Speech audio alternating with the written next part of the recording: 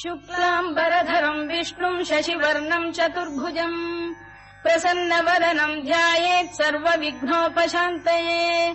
व्यासम् वसिष्ठनप्तारम् शक्तेः पौत्रमकल्मषम्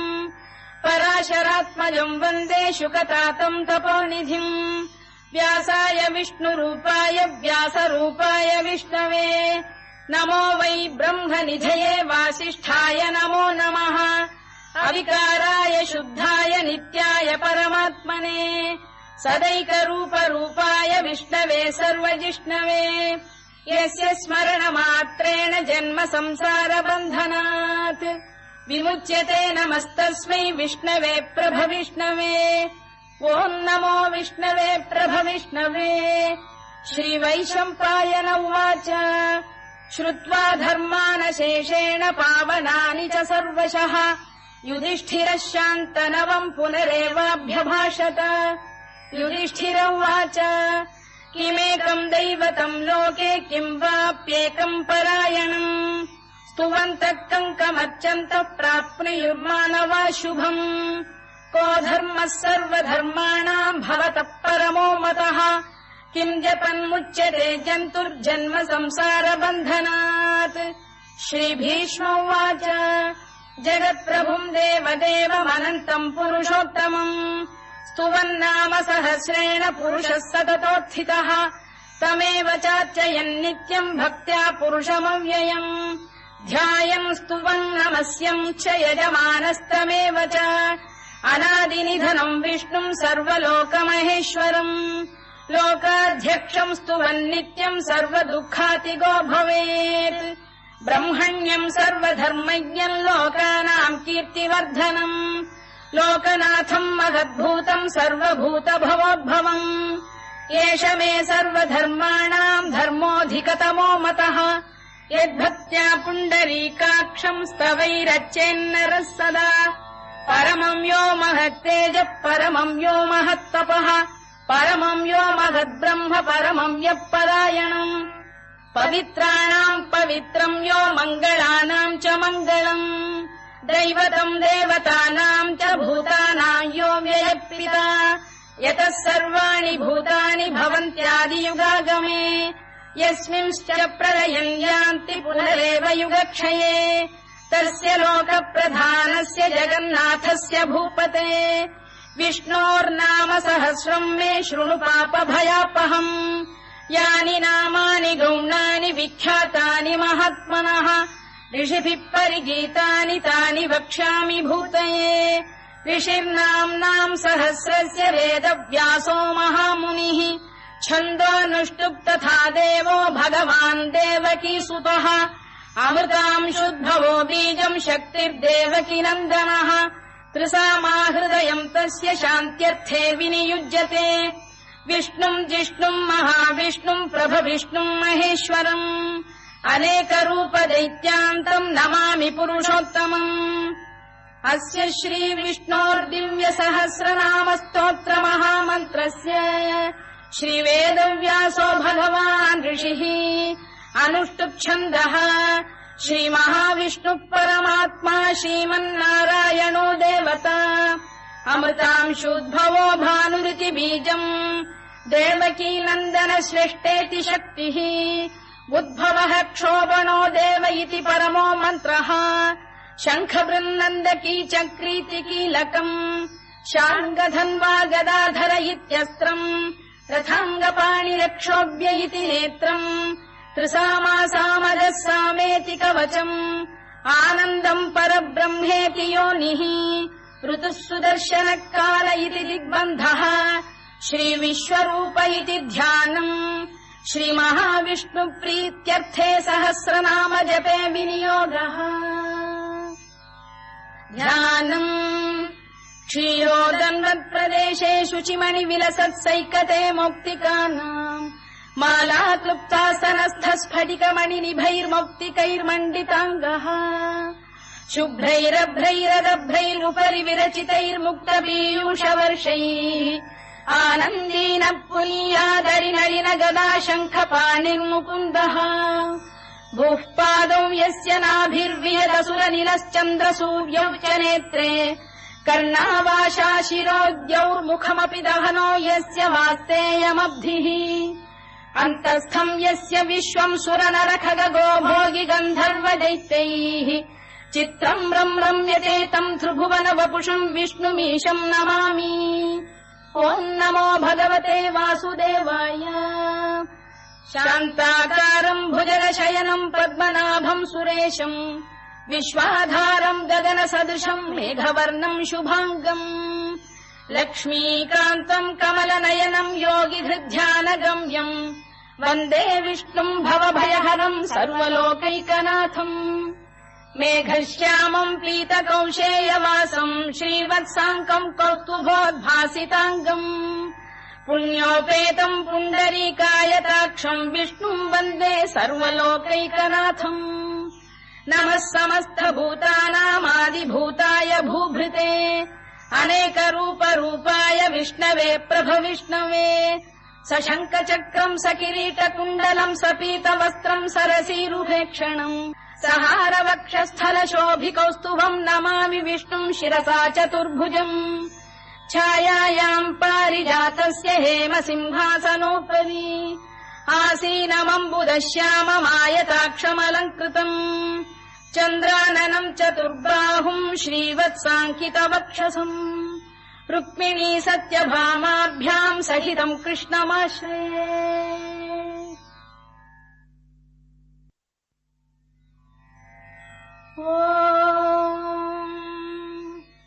विश्वम् विष्णुर्वषत्कारो भूतभव्य भवत्प्रभुः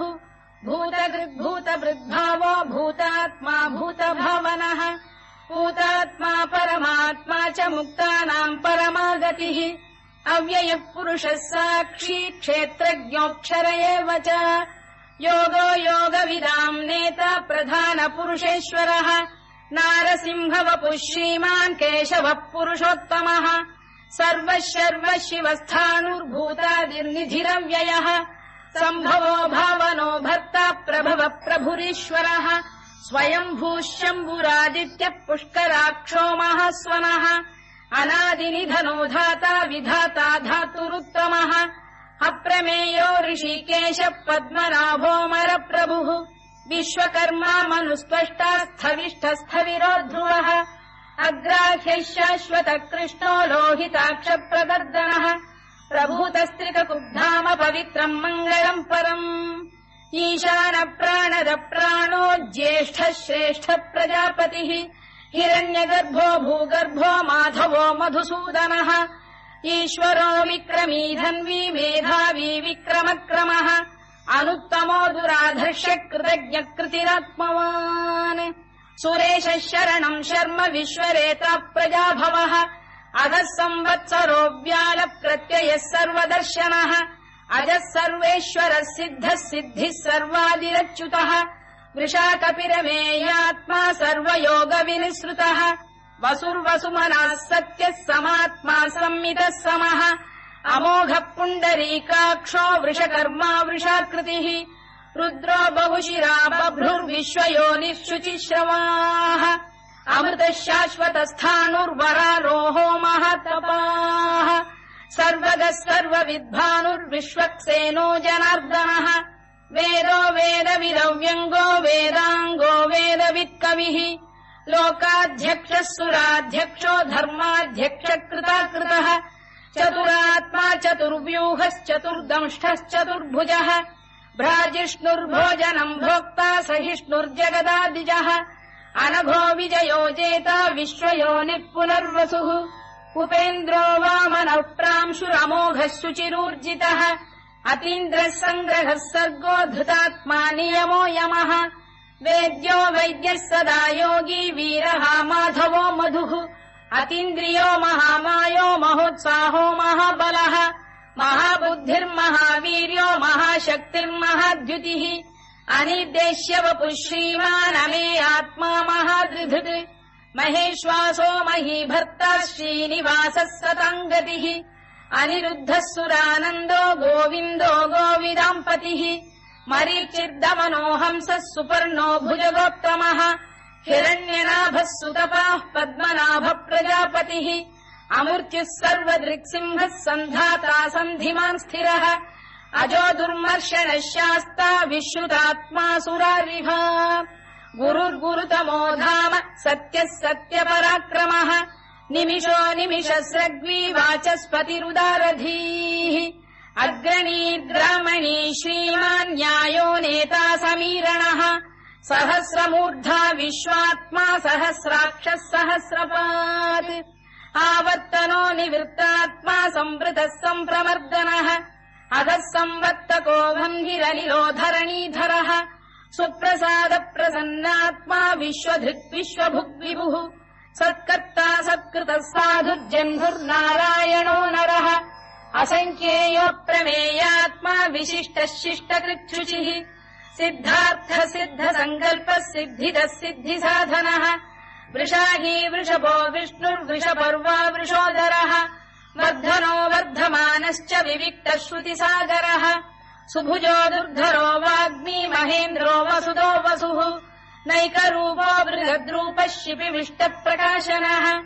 ओजस्तेजोऽब्जुदिधर प्रकाशात्मा प्रतापनः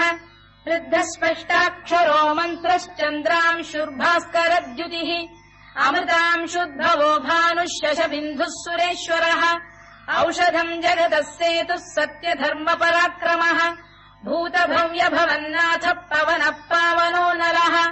कामः कामकृत्कान्तः कामः कामप्रदप्रभुः युगादिकृद्युगावर्तो नैकमायो महाशनः अदृश्यो व्यक्तरूपश्च सहस्रजिदनन्तजित् इष्टो विशिष्टः शिष्टेष्टः शिखण्डी नघुषो वृषः क्रोधः क्रोधकृत्कर्ता विश्वबाहुर्महीधरः अच्युत प्रथित प्राण प्राणदो वासवानुजः अपाम् निधिरधिष्ठानमप्रमत्त प्रतिष्ठितः स्कन्द स्कन्दधरो धुर्यो वरदो वायुवाहनः वासुदेवो बृहद्भानुरादिदेवः पुरन्दरः अशोकस्तारणस्तारः शूरः शौरिर्जनेश्वरः अनुकूलः शतावर्तः पद्मी पद्मनिभेक्षणः पद्मनाभोरविन्दाक्षः पद्मगर्भः शरीरभृत् महर्धिर्वृद्धो वृद्धात्मा महाक्षो गरुडध्वजः अतुलः शरभो भीमः समयज्ञो हविर्हरिः सर्वलक्षणलक्षण्यो लक्ष्मीवान् समितिञ्जयः विक्षरो रोहितो मार्गो हेतुर्दामोदरः सः महीधरो महाभागो वेगवानमिताशनः उद्भवः क्षोभणो देवः श्रीगर्भः परमेश्वरः करणम् कारणम् कर्ता विकर्ता गहनो गुहः व्यवसायो व्यवस्थानः संस्थानस्थानदो ध्रुवः परद्धिः परमस्पष्टः तुष्टः पुष्टः शुभेक्षणः रामो विरामो विरतो मार्गो नेयो नयोनयः वीरः शक्तिमताम् श्रेष्ठो धर्मो धर्मविदुत्तमः वैकुण्ठः पुरुष प्राण प्राणद प्रणव पृतुः हिरण्यगर्भः शत्रुघ्नो व्याप्तो वायुरधोक्षजः ऋतुः सुदर्शनकालः परमेष्ठी परिग्रहः उग्रः संवत्सरो दक्षो विश्रामो विश्वदक्षिणः विस्तारस्थावरस्थाणुप्रमाणम् बीजमव्ययम् अर्थोऽनर्थो महाकोशो महाभोगो महाधनः अनिर्विण्णस्थविष्ठो भूर्धर्मयूपो महामखः नक्षत्रनेमिर्नक्षत्री क्षमः क्षामः समीहनः यज्ञयुज्यो महेद्यश्च क्रतुः सत्रम् सताम् गतिः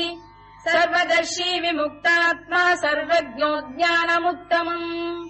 सुव्रतः सुमुखः सूक्ष्मः सुघोषः सुखरः सुहृद् मनोहरोजितक्रोधो वीरबाहुर्विदारणः स्वापनः स्ववशो व्यापी नैकात्मानैककर्मकृत् वत्सरो वत्सलो वत्सी रत्नगर्भो धनेश्वरः धर्मकृद्धर्मकृद्धर्मी सदसक्षरमक्षरम् अविज्ञाता सहस्रांशुर्विधाता कृतलक्षणः गभस्तिनेमिः सत्तस्तः सिंहो भूतमहेश्वरः आदिदेवो महादेवो देवेशो देवभृद्गुरुः उत्तरो गोपतिर्गोप्ता ज्ञानगम्यः पुरातनः शरीरभूतभृद्भोक्ता कपीन्द्रो भूरि दक्षिणः सोमपोऽमृतपः सोमः पुरुजिः पुरुसत्तमः विनयो जयः सत्यसन्धो दाशार्हः सात्वताम् पतिः जीवो विनयिता साक्षी मुकुन्दोमित विक्रमः अम्भोनिधिरनन्तात्मा महोदधिशयोऽन्तकः अजो महार्घ स्वाभाव्यो जिता मित्र प्रमोदनः आनन्दो नन्दनो नन्दः सत्यधर्मा त्रिविक्रमः महर्षि कपिलाचार्य कृतज्ञो मेदिनीपतिः त्रिपुरस्त्रिदशाध्यक्षो महाशृङ्गकृतान्तकृत् महावराहो गोविन्दः सुषेणः कनकाङ्गनी गुह्यो गभीरो गहनो गुप्तश्चक्रगदाधरः मेधास्वाङ्गो जितः कृष्णो दृढः सङ्कर्षणोच्युतः वरुणो वारुणो वृक्षः पुष्कराक्षो महामनाः भगवान् भगहानन्दी वनमाली हलायुधः आदित्यो ज्योतिरादित्यः सहिष्णुर्गतिसप्तमः सुधन्वाखण्ड परशुर्दारुणो द्रविणप्रदः दिवस्पृक् सर्वदृक्व्यासो वाचस्पतिरयो निजः त्रिसामासामगः साम निर्वाणम् भेषजम् भिषज सन्न्यासकृच्छमशान्तो निष्ठा शान्तिपरायणम् शुभाङ्गः शान्तिदश्रेष्टा कुमुदः कुवलेशयः गोहितो गोपतिर्गोप्ता वृषभाक्षो वृषप्रियः अनिवर्ती निवृत्तात्मा संक्षेप्ताक्षेमकृत् शिवः श्रीवत्सवक्षः श्रीवासः श्रीपतिः श्रीमताम्बरः श्रीधः श्रीशः श्रीनिवासः श्रीनिधिः श्रीविभावनः श्रीधर श्रीकर श्रेयः श्रीमान् लोकत्रयाश्रयः स्वक्षस्वङ्गः शतानन्दो नन्दिर्ज्योतिर्गणेश्वरः विजितात्मा विधेयात्मा सत्कीर्तिश्छिन्न संशयः उदीर्णः सर्वतश्चक्षुरनीशः शाश्वतस्थिरः भूषयो भूषणो भूतिर्विशोकः शोकनाशनः अर्चिष्मानर्चितः कुम्भो विशुद्धात्मा विशोधनः अनिरुद्धो प्रतिरथ प्रद्युम्नोमित विक्रमः कालनेमिनिहा वीरः शौरिः शूरजनेश्वरः त्रिलोकात्मा त्रिलोकेशः केशवः केशिहा हरिः कामदेवः कामपालः कामी कान्तकृतागमः अनिर्देश्य वपुर्विष्णुर्वीरोऽनन्तो धनञ्जयः ब्रह्मण्यो ब्रह्मकृद्ब्रह्मा ब्रह्म ब्रह्मविवर्धनः ब्रह्मविब्राह्मणो ब्रह्मी ब्रह्मज्ञो ब्राह्मणप्रियः महाक्रमो महाकर्मा महातेजा महोरगः महाक्रतुर्महायज्वा महायज्ञो महाहविः स्तव्यस्तव प्रियस्तोत्रम् स्तुतिस्तोतारणप्रियः पूर्णः पूरयिता पुण्यः पुण्यकीर्तिरनामयः मनोजवस्तीर्थकरो वसुरेता वसुप्रदः वसुप्रदो वासुदेवो वसुर्वसुमनाहविः सद्गतिः सत्कृतिः सत्ता सद्भूतिः सत्परायणः शूरसेनो यदुश्रेष्ठः सन्निवासः सुयामुनः भूतावासो वासुदेवः सर्वासु निलयो नलः दर्पः दर्पदो दृप्तो दुर्धरोऽथा पराजितः विश्वमूर्तिर्महामूर्तिर्दीप्तमूर्तिरमूर्तिमान् अनेकमूर्तिरव्यक्तः शतमूर्तिः शताननः एकोनैकः स वक्क किम् यत्तत्पदमनुत्तमम् लोकबन्धुर्लोकनाथो माधवो भक्तवत्सलः सुवर्णवर्णो हेमाङ्गो वराङ्गश्चन्दनाङ्गदी वीरः विषमः शून्यो घृता शीरचरश्चरः अमानी मानदो मान्यो लोकस्वामी त्रिलोकभृत् सुमेधा मेधजो धन्यः सत्यमेधाधराधरः तेजो वृषोद्युतिधरः सर्वशत्रुभृताम्बरः प्रग्रहो निग्रहो व्यग्रो नैकशृङ्गो गदाग्रजः चतुर्मूर्तिश्चतुर्बाहुश्चतुर्व्यूहश्चतुर्गतिः चतुरात्मा चतुर्भावश्चतुर्वेदविदेकपात् समावर्तो निवृत्तात्मा दुर्जयो दुरधिक्रमः दुर्लभो दुर्गमो दुर्गो दुरावासो दुरारिः शुभाङ्गो लोकसारङ्गः सुतन्तुस्तन्तु वर्धनः इन्द्रकर्मा महाकर्मा कृतकर्मा कृतागमः उद्भवः सुन्दरः सुन्दरो रत्ननाभः सुलोचनः अर्को वाजसनः शृङ्गी जयन्तः सर्वविजयी सुवर्णबिन्दुरक्षोभ्यः सर्ववागीश्वरेश्वरः महाह्रदो महागर्तो महाभूतो महानिधिः कुमुदः कुन्दरः कुन्दः पर्जन्यः पावनो निलः अमृताशोऽमृतवपुः सर्वज्ञः सर्वतोमुखः सुलभः सुव्रतः सिद्धः शत्रुजिच्छत्रुतापनः न्यग्रोधोदुम्बरोश्चतश्चाणूरान्ध्रैषूदनः सहस्रार्चिः सप्तजिह्वः सप्तैधा सप्तवाहनः अमूर्तिरनघोचिन्त्यो भयगृद्भयनाशनः अणुबृहत्कृशस्थूलो गुणभिर्निर्गुणो महान् अधृतस्वधृतस्वास्य प्राग्वंशो वंशवर्धनः भारभृत्कथितो योगी योगीशः सर्वकामदः आश्रमश्रमणः क्षामः सुपर्णो वायुवाहनः धनुर्धरो धनुर्वेदो दण्डो दमयिता दमः अपराजितः सर्वसहो नियन्ता नियमो यमः सत्त्ववान् सात्विकः सत्यः सत्यधर्मपरायणः अभिप्रायप्रियार्होः प्रियकृत्प्रीतिवर्धनः विहाय सगतिर्ज्योतिः सुरुचित्कुतभुग्विभुः रविर्विरोचनः सूर्यः सवितारविलोचनः अनन्तो हुतभुग्भोक्ता सुखदो नैकजोऽग्रजः अनिर्विण्णः सदामर्षी लोकाधिष्ठानमद्भुतः सनात्सनातनतमः कपिलः कपिरव्ययः स्वस्तिदः स्वस्तिकृत् स्वस्तिः स्वस्तिभुक् स्वस्ति दक्षिणः अरौद्रः कुण्डली चक्री विक्रम्यूर्जितशासनः शब्दातिकः शब्दसः शिशिरः शर्वरीकरः अक्रूरपेशलो दक्षो दक्षिणः क्षमिणाम्बरः विद्वत्तमो वीतभयः पुण्यः श्रवणकीर्तनः उत्तारणो दुष्कृतिः पुण्यो दुःस्वप्ननाशनः वीरः रक्षणः सन्तो जीवनः पर्यवस्थितः अनन्तरूपोऽनन्तः श्रीर्जितमन्युर्भयापहः चतुरश्रो गभीरात्मा विदिशो व्यादिशो दिशः अनाधिर्भूर्भुवो लक्ष्मी सुवीरो रुचिराङ्गदः जननो जनजन्मादिर्भीमो भीमपराक्रमः आधारनिलयो धाता पुष्पहास प्रजागरः ऊर्ध्वगः सत्पथाचार प्राणद प्रणवप्रणः प्रमाणम् प्राणनिलय प्राणभृत्प्राणजीवनः तत्त्वम् तत्त्वविदेकात्मा जन्ममृत्युजरातिगः भूर्भुवः स्वस्तरुस्तारः सविता प्रपितामहः यज्ञो यज्ञपतिर्यज्वा यज्ञाङ्गो यज्ञवाहनः यज्ञभृद्यज्ञकृद्यज्ञी यज्ञभुग्यज्ञसाधनः यज्ञान्तकृद्यज्ञगुह्यमन्नमन्नाद एव च आत्मयोनिः स्वयम् जातो वैखानः सामगायनः देवकीनन्दनः स्रष्टा क्षितीशः पापनाशनः शङ्खबृन्नन्दकी चक्री शार्ङ्गधन्वा गदाधरः तथाङ्गपाणिरक्षोभ्यः सर्वप्रहरणायुधः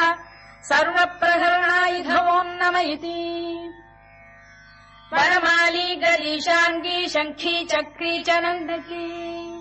श्रीमान्नारायणो विष्णुर्वासुदेवोऽभिरक्षतु वनमाली गरीशाङ्गी शङ्खी चक्री च नन्दकी श्रीमान्नारायणो विष्णुर्वासुदेवोऽभिरक्षतु वनमाली गरीशाङ्गी शङ्खी चक्री च नन्दकी श्रीमान्नारायणो विष्णुर्वासुदेवोऽभिरक्षतु इतीदम् कीर्तनीयस्य केशवस्य महात्मनः नाम्नाम् सहस्रम् दिव्यानामशेषेण प्रकीर्तितम् य इदम् शृणुयान् नित्यम् यश्चापि परिकीर्तयेत् नाशुभम् प्राप्नुयात् किञ्चित् सोमुत्रेह च मानवः वेदान्तको ब्राह्मणस्य क्षत्रियो विजयी भवेत् वैश्यो धनसमृद्धः स्यात् क्षुद्रः सुखमवाप्नुयात् धर्मार्थी प्राप्नुयात् धर्ममर्थार्थी चार्थमाप्नुयात् कामानवाप्नुयात् कामी प्रजार्थी चाप्नुयात् प्रजाम् भक्तिमान् यः सदोत्थाय शुचिस्तद्गतमानसः सहस्रम् वासुदेवस्य नाम्नामेतत् प्रकीर्तयेत् यशः प्राप्नोति विपुलम् याति प्राधान्यमेव च अचलाम् श्रियमाप्नोति श्रेयः प्राप्नोत्यनुत्तमम् न भयम् क्वचिदाप्नोति वीर्यम् तेजश्च विन्दति भवत्यरोगोद्युतिमान् बलरूपगुणान्वितः रोगार्तो मुच्यते रोगात् बद्धो मुच्येत बन्धनात् भयान्मुच्येत भीतस्तु मुच्येतापन्न आपदः दुर्गाण्यतितरत्याशु पुरुषः पुरुषोत्तमम् सुवन्नाम सहस्रेण नित्यम् भक्तिसमन्वितः वासुदेवाश्रयो मर्त्यो वासुदेवपरायणः सर्वपापविशुद्धात्मा याति ब्रह्म सनातनम् न वासुदेव भक्तानामशुभम् विद्यते क्वचित् जन्म मृत्युजराव्याधि भयम् नैवोपजायते इमम् स्तवमधीयानः श्रद्धा भक्ति समन्वितः युज्येतात्मसुखक्षान्ति श्रीधृतिस्मृतिकीर्तिभिः न क्रोधो न च मात्सर्यम् न लोभो न शुभामतिः भवन्ति कृतपुण्यानाम् भक्तानाम् पुरुषोत्तमे द्यौः स चन्द्रार्कनक्षत्राखम् दिशो भूर्महोदधिः वासुदेवस्य वीर्येण विधृतानि महात्मनः ससुरासुरगन्धर्वम् स यक्षोरगराक्षसम् जगत्वशे वर्ततेदम् कृष्णस्य सचराचरम् इन्द्रियाणि मनो बुद्धिः सत्त्वम् तेजो बलम् धृतिः वासुदेवात्मकान्याहुः क्षेत्रम् क्षेत्रज्ञ एव च सर्वागमानामाचार प्रथमम् परिकल्पते आचारप्रभवो धर्मो धर्मस्य प्रभुरच्युतः ऋषयः पितरो देवा महाभूतानि धातवः जङ्गमा जङ्गमम् चेदम् जगन्नारायणोद्भवम् योगो ज्ञानम् तथा साङ्ख्यम् विद्या शिल्पादिकर्म च वेदाः शास्त्राणि विज्ञानमेतत् सर्वम् जनार्दनात् एको विष्णुर्महद्भूतम् पृथग्भूतान्यनेकशः त्रीन् लोकान् व्याप्य भूतात्मा भुङ्क्ते विश्वभुवव्ययः इमम् स्तवम् भगवतो विष्णोर्व्यासेन कीर्तितम् पठेद्य इच्छेत् पुरुषः श्रेयत् प्राप्तुम् सुखानि च विश्वेश्वरमजम् देवम् जगतः प्रभुमव्ययम् भजन्ति ये पुष्कराक्षम् न ते यान्ति पराभवम् न ते यान्ति पराभवम् वोन्नम इति अर्जुनोवाच पद्मपत्रविशालाक्ष पद्मनाभसुरोत्तमा भक्तानामनुरक्तानाम् त्राता भव जनार्दन श्रीभगवानुवाच यो माम् नाम सहस्रेण स्तोतुमिच्छति पाण्डव सोऽहमेकेन श्लोकेन स्तुत एव न संशयः स्तुत एव न संशयोन्नम इति व्यास उवाच वासनाद्वासुदेवस्य वासितम् भुवनत्रयम् सर्वभूतनिवासोऽसि वासुदेव नमोऽस्तु ते वासुदेव नमोऽस्तु ते ओन्नम इति पार्वत्युवाच केनोपायेन लघुना विष्णोर्नाम सहस्रकम् पठ्यते पण्डितैर्नित्यम् श्रोतुमिच्छाम्यहम् प्रभो ईश्वर उवाच श्रीराम राम रामेति रमे रामे मनोरमे सहस्रनाम तत्तुल्यम् राम नाम वरानने श्रीराम राम रामेति रमे रामे मनोरमे सहस्रनाम तत्तुल्यम् राम नाम वरानने श्रीराम राम रामेति रमे रामे मनोरमे सहस्रनाम तत्तुल्यम् राम नाम वरानने राम नाम वरानन ओन्नम इति ब्रह्मोवाच नमोऽस्त्वनन्ताय सहस्रमूर्तये सहस्रपादाक्षि शिरोरुबाहवे सहस्रनाम्ने पुरुषाय शाश्वते सहस्रकोटियुगधारिणे नमः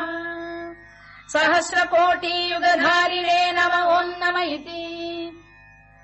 सञ्जय उवाच यत्र योगेश्वर कृष्णो यत्र पार्थो धनुर्धरः तत्र श्रीर्विजयो भूतिर्ध्रुवा नीतिर्मतिर्मम श्रीभगवानुवाच अनन्याश्चिन्तयन्तो मां ये जनाः पर्युपासते तेषाम् नित्याभियुक्तानाम् योगक्षेमम् वहाम्यहम् परित्राणाय साधूनाम् विनाशाय च दुष्कृताम् धर्म संस्थापनार्थाय सम्भवामि युगे युगे आर्ता विषण्णाः शिथिलाश्च भीता घोरेषु च व्याधिषु वर्तमानाः संकीर्त्य नारायण शब्दमात्रम् विमुक्त दुःखाः सुखिनो भवन्तु कायेन वाचा मनसेन्द्रियैर्वा बुद्ध्यात्मना वा प्रकृते स्वभावात् करोमि यद्यत् सकलम् परस्मै नारायणायेति समर्पयामि।